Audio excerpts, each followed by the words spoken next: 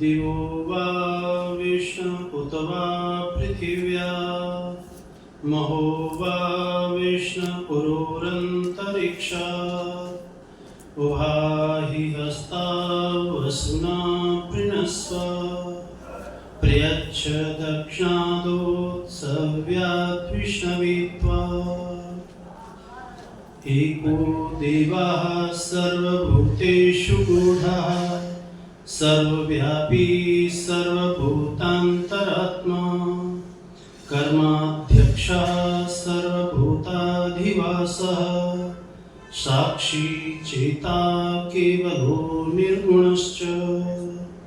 ओम शांति शांति शांति।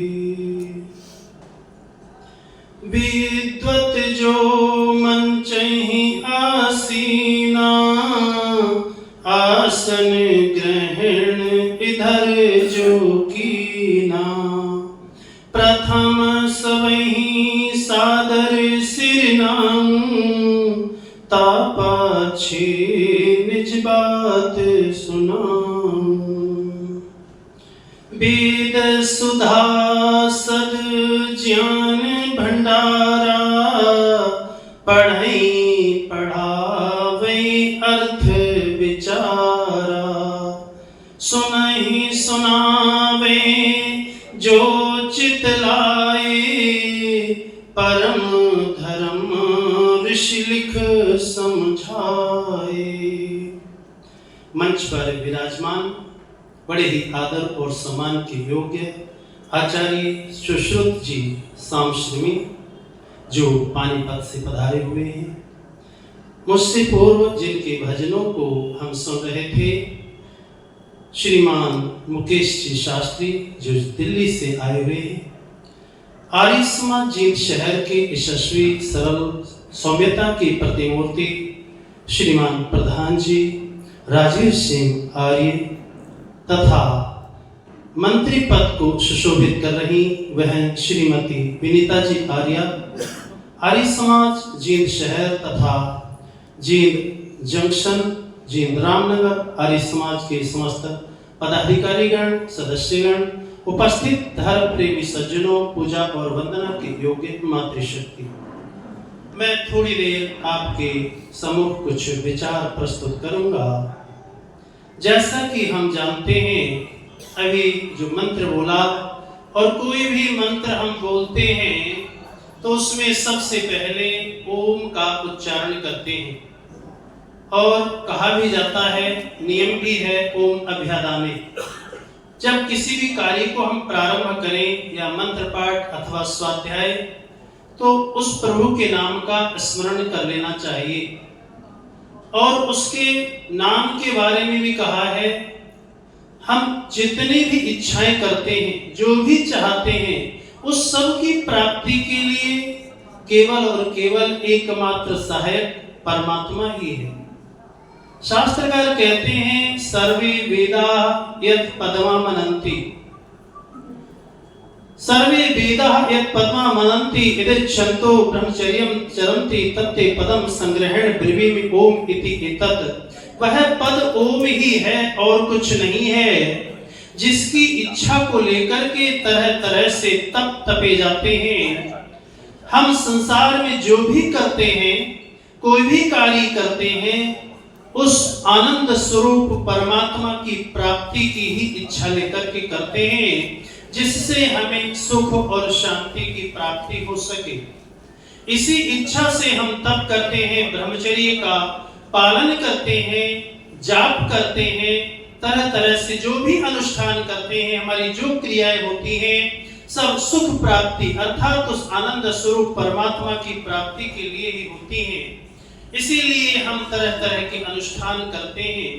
उस परम पिता परमात्मा जिसको हम ध्याते हैं उसका मुख्य नाम तो आप सब जानते हैं क्या है?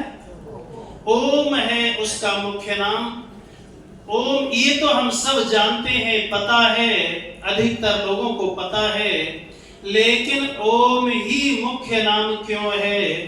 अन्य नाम मुख्य क्यों नहीं है? इस पर मैं थोड़ी देर विचार करने का प्रयत्न करूंगा। हम देखते हैं, विचार करते हैं, स्वाध्याय करते हैं, शास्त्रों का अनुशीलन करते हैं, तो हमें पता चलता है परमात्मा कितने हैं? एक है। इस सृष्टि को चलाने वाला एक ही ईश्वर है, और तो उसका नाम भी वैसे ही होना चाहिए।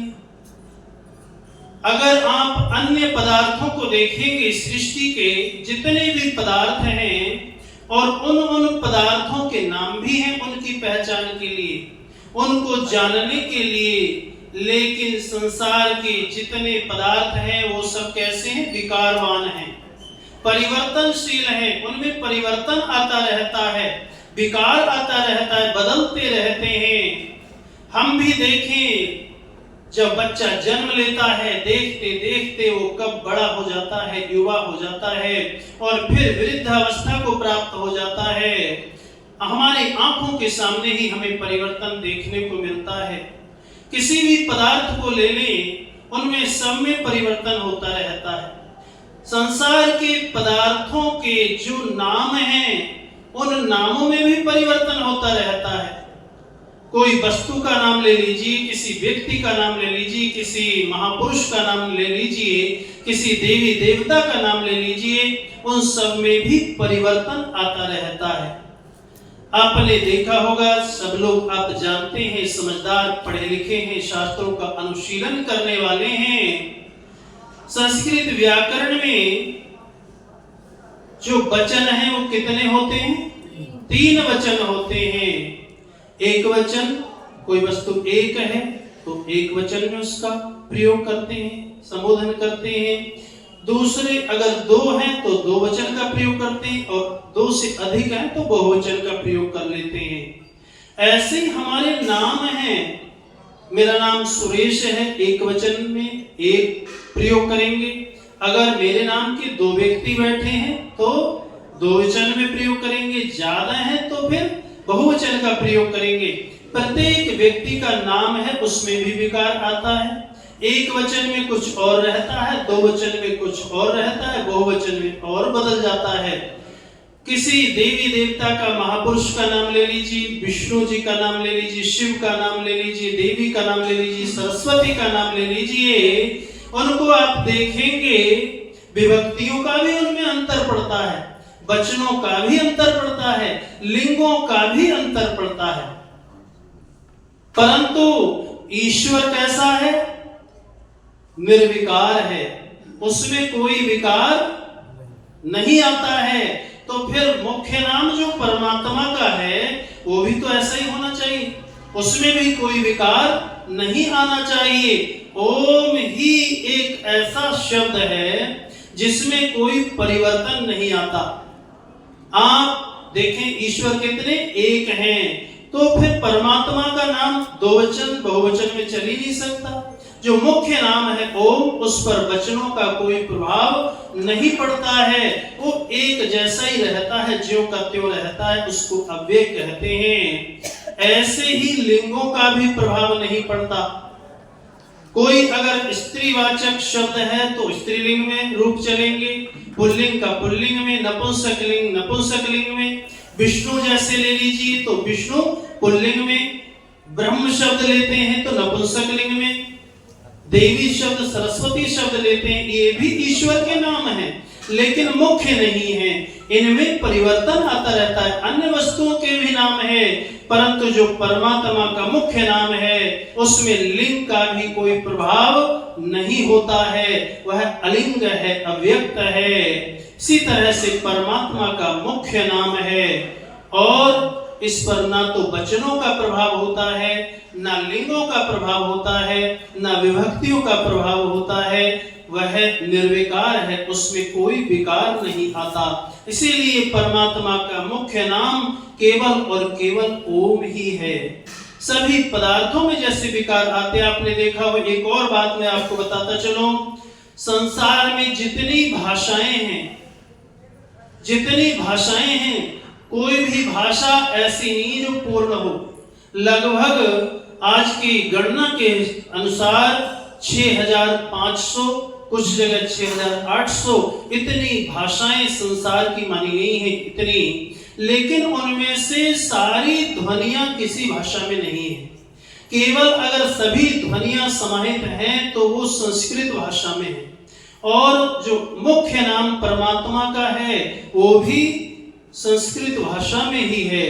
दूसरी चीज मैं बताता चलूं, आप कहेंगे इसमें तर्क कर सकते हैं कि संस्कृत में तो और भी नाम है, लेकिन मुख्य नाम परमात्मा का जो नाम है उसकी विशेषता यह है कि जितनी संसार में ध्वनियां हैं वो सारी ध्वनियां इस ओम शब्द में समाहित हैं। जो ओम शब्द है पहला अक्षर क्या है? आ। वर्णमाला कहां से शुरू होती है? आ से। और जो 5 वर्ग माने जाते हैं का से लेकर के और पा तक 5 वर्ग माने जाते हैं व्यंजनों के, उनमें अंतिम व्यंजन कौन सा माना जाता है? मां। 5 वर्ग हैं, उन 5 वर्गों में 5 अंतिम जो व्यंजन है वो है मां। आ से लेकर के मां तक के सभी अक्षर इसमें पूरी वर्णमाला समाहित हो जाती है। स्वर भी सारे इसमें समाहित हैं। आ और ओ मिलकर के ओ हो जाता है। जितने जैसे आ, ई, उ ये 3 ही मुख्य स्वर हैं, बाकी तो सब मिश्रित स्वर हैं, संयुक्त स्वर हैं। लेकिन जो प्रधानता दी गई है मुख्य स्वरों की तो उसमें आ, ई और उ यही मुख्य हैं। और इनमें आ से लेकर उ तक के सभी स्वर समाहित हैं, व्यंजन भी समाहित हैं, इसीलिए इसको मुख्य नाम दिया गया है। वह परम पिता परमात्मा का जो मुख्य नाम है वो ओम इसीलिए है, इसमें संसार की सभी ध्वनियां समाहित हैं और सभी वर्णमाला पूरी तरह से समाहित है, सब कुछ समाहित है। संसार के जितने नाम हैं, जितने पदार्थों के नाम हैं, वो भी सब इस ओम में समाहित हैं। इसीलिए तो कहा जाता है कि सब कुछ इस ओम में ही समाहित है, समाया हुआ है। सारा संसार को ये आच्छादित किए हुए है, सब में व्याप्त है और व्याप्य व्यापक भाव से परमात्मा का हमसे संबंध है। इसीलिए उस परम पिता परमात्मा की हम उपासना करके ही अपने जीवन को धन्य बना सकते हैं। एक बात और बताता चलूं, अन्य वस्तुओं की उपासना से हमें वे सभी गुण प्राप्त नहीं हो सकते जिनकी हमको आवश्यकता है। हमको जिन जिन वस्तुओं की आवश्यकता है, जिन जिन चीजों की हमारे पास न्यूनता है, अगर हमें बल चाहिए, ज्ञान चाहिए, धन चाहिए, ऐश्वर्य चाहिए, शोभा चाहिए, जो कुछ भी चाहिए, यह लौकिक पदार्थ चाहिए, सांसारिक वस्तुएं चाहिए अथवा आध्यात्मिक पारलौकिक वस्तुओं की आवश्यकता है, हमें आनंद की आवश्यकता है, वह भी इस संसार में हमें पूर्ण तृप्ति करने वाले साधन उपलब्ध नहीं हो सकते। हमें पूर्णता की प्राप्ति होगी तो केवल उस ओम के ही ध्यान से होगी। इसीलिए यहाँ पर यही बताया गया। ओम के संबंध में मैंने आपको थोड़ा सी जानकारी दी है, शायद आप इसके बारे में भली भांति पहले से भी जानते होंगे। दूसरी चीज एक और बताता चलो, बस 2 मिनट में वाणी को विराम दूंगा। जो ओम परमात्मा का नाम है, इसको वेदों में तो गाया ही गया है, जितने भी श्लोक हैं उनमें भी और वर्णन किया गया है इसका।